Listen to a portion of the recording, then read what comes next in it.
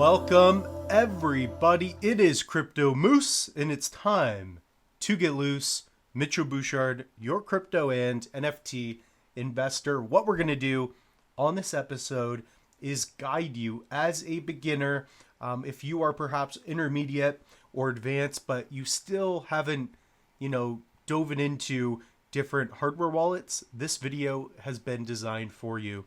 So we're going to get into what are hardware wallets, and I'm going to help guide you guys on how to protect your crypto. That's the goal of this video. So if you guys do get something out of this, smash the like button, comment, subscribe. You guys know what to do.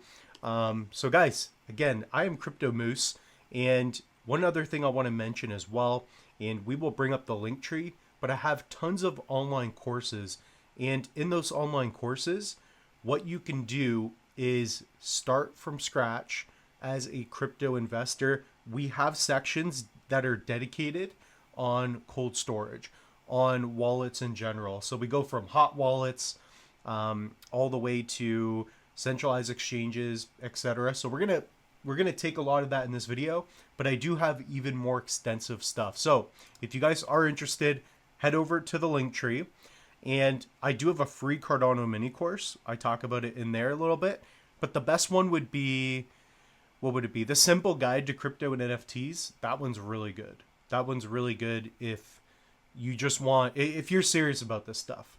So that's going to be probably one of the best. Okay, so the first thing we're going to answer is, what are cryptocurrencies? What are what I refer to as digital assets? So we need to talk about that a little bit. So what are we even protecting here? And the main thing that we're protecting are tokens, fungible assets and non-fungible assets. So fungible would be something like, I guess it'd be Ethereum or Bitcoin or Cardano. So that would be any one of these tokens here that you're seeing on screen.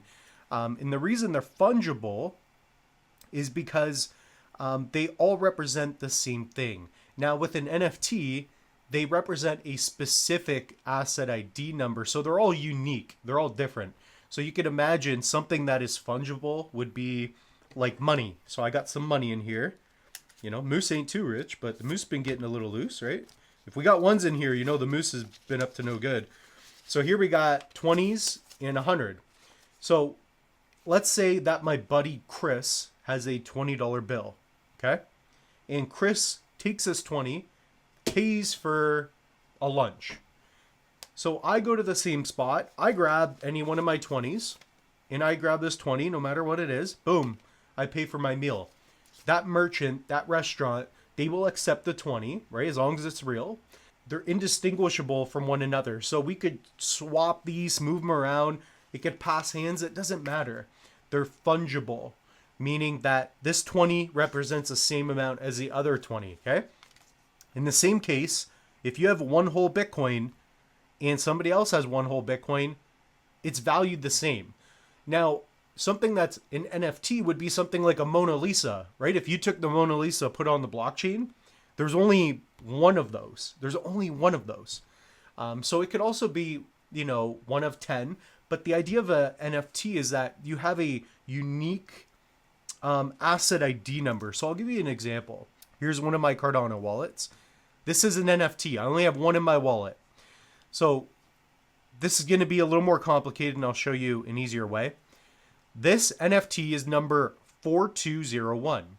So this particular NFT could, for example, give me 80% off on a store, whereas the 100th one that was printed could maybe only give me 10% off or zero.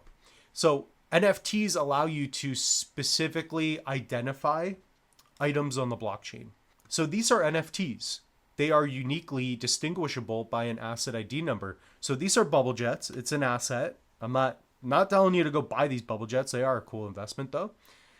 Here we go. So I got Sprinter, let's see, Sprinter CM22, and this one is 314. Okay. So what you're going to see up here is, I guess I can go in the middle a little bit more. Let's zoom in a bit for you. So here's a number, E2822721E. They're all that number. That's because we can also identify to who printed it.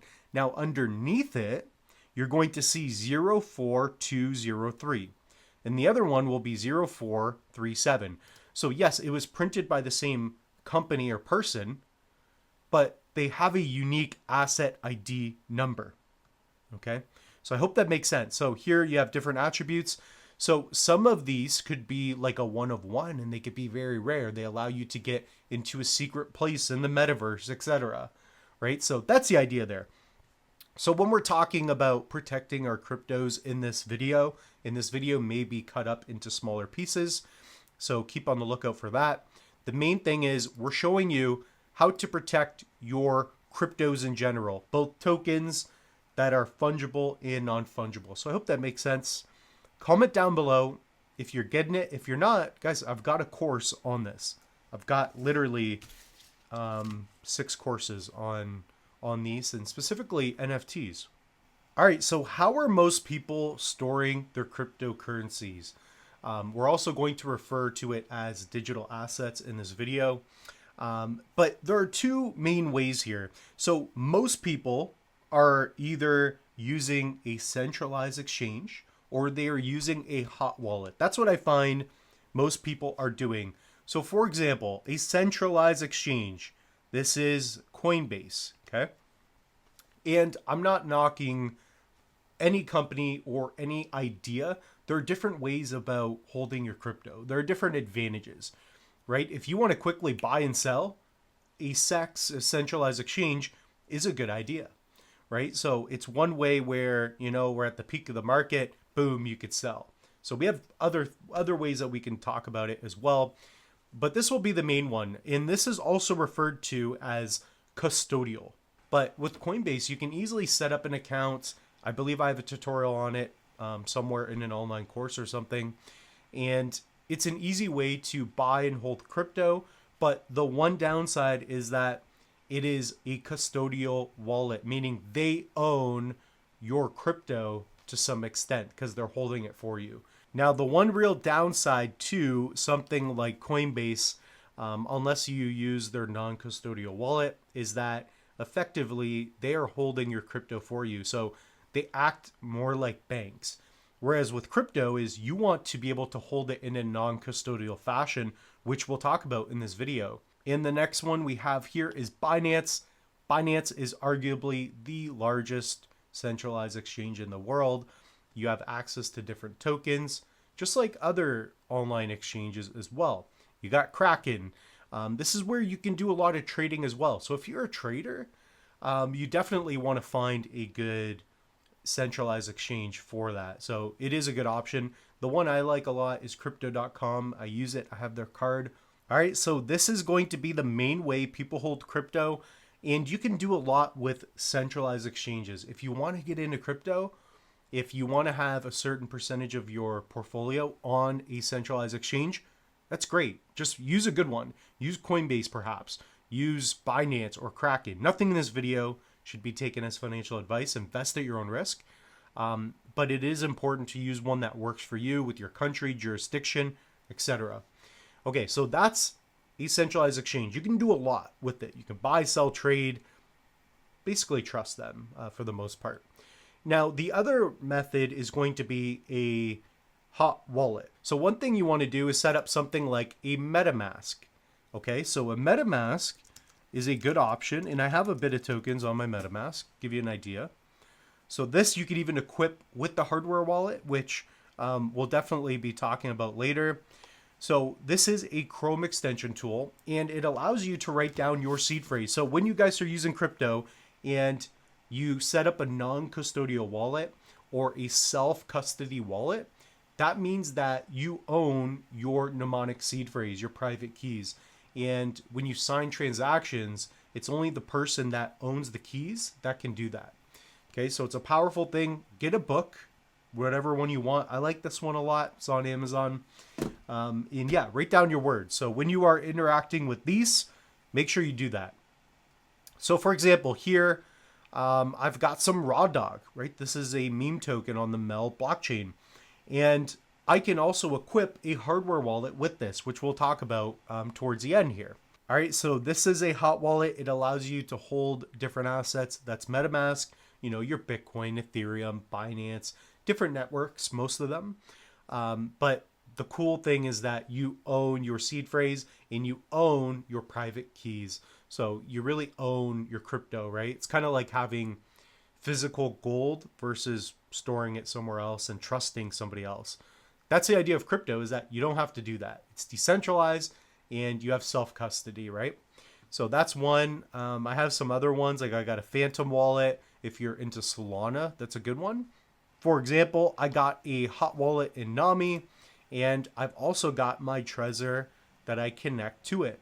So I've got larger balances on my hardware wallets, which we'll talk about in a second. And then the hot wallet accounts, I just have a small balance, but I can easily do things. So these are Chrome extension tools. Very simple to use, very simple to set up. I have tutorials on basically all of the ones I use. So keep that in mind as well. What is the best way to protect your cryptocurrencies and digital assets? And the answer is going to be using a hardware wallet. So as you just saw, when I connect to my Nami, right, we got a Trezor that we can connect to it. So that is going to be a physical device that you can use and you can connect it to your computer. So there are different forms of these. We're going to talk about them in this video. But the most important thing here is that with a hardware wallet, it allows you to add another layer of protection. So for example, if I'm using a hot wallet, let's say I don't have a hardware wallet connected. If somebody gets a hold of my computer for whatever reason, if they hack it, if they just know my password really, and somebody gets in here, they can send tokens away to themselves. So they can get into the wallet, put in their public address, move stuff. They can sign transactions. With the hardware wallet, you have to physically touch the device to approve transactions. So ultimately, the main benefit is not only that you are able to write down your seed phrase, so you can write down your seed phrase, but when you are using your crypto and interacting with it, you are able to add another layer of protection. That is the physical touch.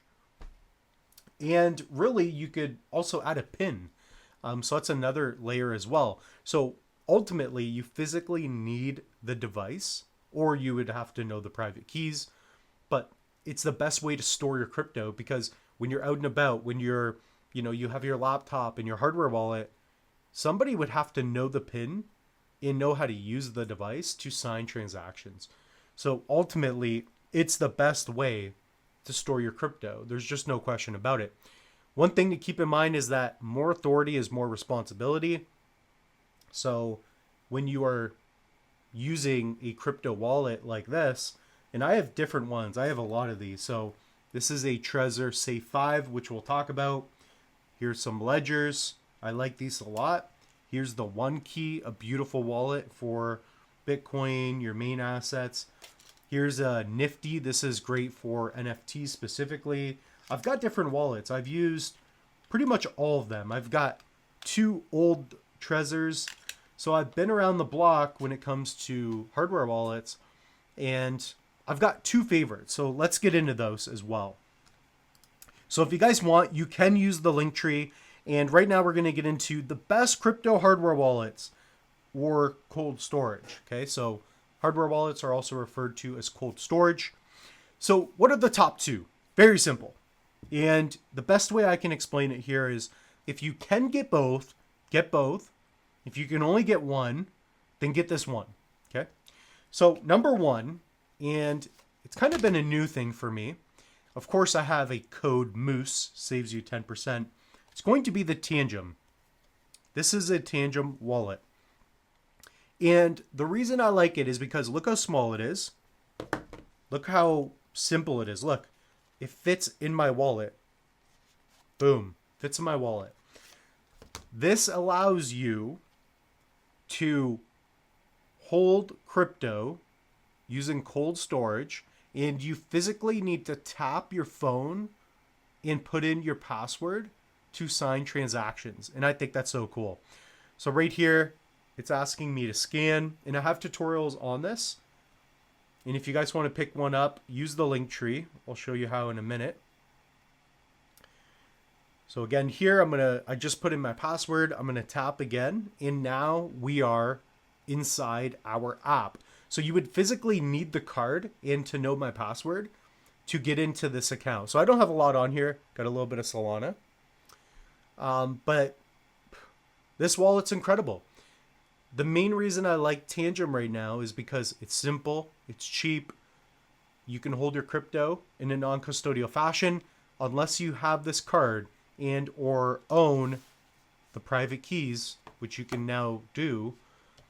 You know, it's simple, right? All you need is a cell phone in your wallet that you carry around and you're good to go. So that's going to be a Tangem. So follow the link. There are a lot of benefits to this wallet. And guys, by the way, in this video, I am going to show you just 2 wallets. And to make that list, you have to have the best wallet. So I have companies asking me all the time, hey, can you review my wallet? I've got a few I just haven't even gone through yet. And I've used a lot of hardware wallets. These 2, for whatever reason, I know the reasons, I use them the most, right? This one's simple, and the next one we'll talk about, I feel like I can just do so much. But guys, Tangem has been listening. What's really cool too, and we'll be doing a video soon, this may be something else I talk about more, is the Tangem ring. So this is a ring, and instead of tapping a card and or carrying around a card, you actually can do this with a ring, which is amazing. So I did a step-by-step video on that. The ring looks incredible, but right now we're talking about the wallet, keeping it simple. So here, just go to Get Tangem, use the link, use code Moose, $50. So for $50, you don't have to rely on a centralized exchange. Guys, for $50, you can pick up a cold storage hardware wallet. Just to bring it home here a little bit, and I have different videos on this. So if you guys go to Crypto Moose, go under popular videos. I've got a how to set up your Tangem, and I also got sending to your Tangem and from it. So I've got you covered on that end. So what we're going to do right now is just share with you a couple things. So again, you tap the card. You can set it up in 3 minutes. That is true. I've tested that. You can do it in 2 minutes. Smart backups for sure. And the other thing I would say is that it supports a lot of different assets now. You can also stake. And it's just getting bigger and better all around. So you also have the highest chip security standard. You have EAL 6+. I can't think of a better Christmas gift for somebody that you love that's getting into crypto. It's a great option. And ultimately, I use this all the time. So that's going to be the Tangem. The next one we're going to talk about is going to be the Trezor Safe 5 or the Model T. So if you guys click on Trezor Hardware Wallet, again, use the link tree. For this one, you do not save any money, but for the Tangem, you do. For whatever reason, I don't think you can save money. If it's updated in the future, then you will. So I'll update that as I can. This right here is a very, very good wallet. So as you saw previously, if you're watching the full video, if you take a look at my NAMI here, I can easily connect this wallet. And if I'm interacting with the desktop or laptop, it's just simple. So here's Trezor. And the thing is, if you want to get into yield farming, connecting to DEXs, this is a great option. You can do it with the Tangem for some DEXs, right? So there's going to be more support down the road, but currently the Trezor Safe 5 is arguably the best hardware wallet in the world. This is phenomenal. This is really good. So you have a good level of security. It's intuitive. You have access to most cryptocurrencies. It's been around so long, right? It's one of the best. So one of their main marketing points here is their kind of haptic feedback, which is kind of cool. You know, and I guess you have a better coating Gorilla Glass, which I guess I've noticed. You know, it's looking clean. But ultimately, guys, when you set it up, back it up. I also have a tutorial. So if you go here, Trezor Safe 5, I do have videos on it. I have a bunch of videos on the Tangem as well. So here are some videos of the Trezor Safe 5 first look. So I unboxed the wallet and I also set it up. So I do have those two. I also have a cool ASMR video. It has like 5,000 views. So I thought that was pretty cool. But yeah, this is a fantastic wallet. And again, if you're looking to have the highest form of self-custody, that's what we're talking about here. So it's a very, very, very powerful thing. So those are my favorite ones. Other ones I do like ledgers. I like my LEPAL. As of recently, I love my one key. So I wonder if I have a link. Yeah, I do have a link for the one key. I want to give them a shout out because this wallet is quite fantastic. So here you got the One Key Pro. The one that I have is the Classic. This is phenomenal. Most definitely the One Key would probably be a third on the list. So this is a good option. It works well with your phone, so it uses Bluetooth, and it's really slick. I like this. If you're more of a crypto nerd like me, then this is something you can get. I mean, heck, I could even put it in my pocket. I think it's kind of cool. So those are the options. I hope you guys got something out of this video. So ultimately, I want you guys to check out different options, learn about crypto, and I have a bunch of tools to help you on the channel. So with that being said, the moose is loose. We'll see you in the next one.